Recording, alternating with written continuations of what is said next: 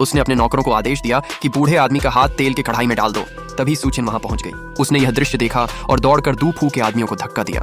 फिर उसने तुरंत पुलिस को फोन मिलाया, लेकिन दूफू ने उसे जोर से धक्का देकर जमीन पर गिरा दिया। वह चिल्लाई, मेरे पति ग शावान तुम्हारे इस टोफू स्टॉल को पल भर में मिटा देंगे।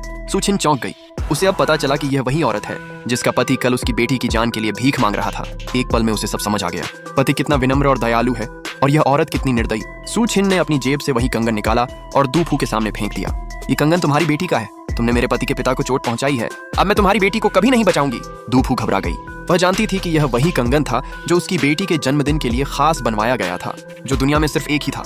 उसने तुरंत अपने पति को फोन किया। पति ने कहा कि सू की टीम अस्पताल में तैयार है, ऑपरेशन शुरू होने वाला है। ये सुनकर दूफू को लगा कि सामने वाली महिला झूठी सूचिन है और असली डॉक्टर अस्पताल में है। गुस्से में उसने अपने आदमियों को आदेश दिया, इस औरत का दाहिना हाथ काट दो।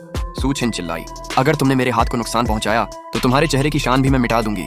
लेकिन दूफू ने नहीं सुना और चाकू से उसके दाहिने हाथ में वार कर दिया। वह नहीं जानती थी यही हाथ उसकी बेटी की जान बचाने वाला था। दूफू अपने आदमियों के साथ वहां से चली गई। लोगों ने घायल सूचिन को अस्पताल पहुंचाया, वही अस्पताल जहां दूफू की बेटी भर्ती थी। सब डरे हुए थे कि अगर वहां दूफू से फिर सामना हुआ तो मुसीबत बढ़ जाएगी। लेकिन सूचिन ने कहा, अब मैं ही दिखाऊंगी उसे कैसे उसकी पत्नी ने अपनी ही बेटी की जान अपने हाथों से खत्म कर दी। उसी वक्त अस्पताल में बच्ची की हालत अचानक बिगड़ गई। डॉक्टर और पिता घबराए हुए थे। सू अभी तक क्यों नहीं आई? फोन से कोई संपर्क नहीं हो पा रहा था। और तभी दूफू सजे धजे कपड़ों में अस्पताल पहुंची। उसके पति ने गुस्से में उसे डांटा, हमारी बेटी की हालत इतनी खराब है और तुम हंस रही हो। वह बोली, मैं तो बस टोफू और 10 अंडे लेने गई थी। फिर उसने पूछा, ऑपरेशन हुआ या नहीं? पति ने कहा, सू अभी तक नहीं पहुंची। तभी वार्ड का दरवाजा खुला और दरवाजे पर जो खड़ी थी उसे देखकर दूफू स्तब्ध रह गई।